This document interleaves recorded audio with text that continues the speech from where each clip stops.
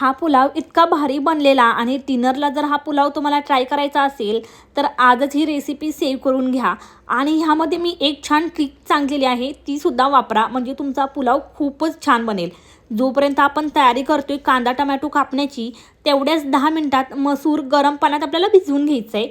त्यानंतर डायरेक्ट कुकरमध्ये 1 चमचा तूप व तेलात 12 गवच्या खड्या मसाल्यांना नाचून घ्यायचं। जरा खडा मसाले जास्तच बोलवायचे आहेत। मग कांदा मिरची व कढीपत्ता छान परतवून घ्यायचं। टमॅटो अद्रक लसूणची पेस्ट टाकत त्यांना मिक्स करून घ्या। आता भिजवलेला मसूर तेलात आपल्याला प्रॉपर भाजून घ्यायचा आहे आणि मगच पावडर मसाले यामध्ये ॲड करायचे आहेत। मी दावतचा तांदूळ वापरला आहे, तुम्ही घरातला कोणताही वापरा। आता मेन थिंग इज ज्यानं तुमची टेस्ट खूप सुपर डुपर होईल ते म्हणजे पाणी मिश्रित दूध। 30% पाण्यात 70% पाणी मिक्स करून आपल्याला कुकरला शिट्ट्या द्यायच्या आहेत। याने रेसिपी खूप छान होते आणि भात असा फळफळीत बनतो।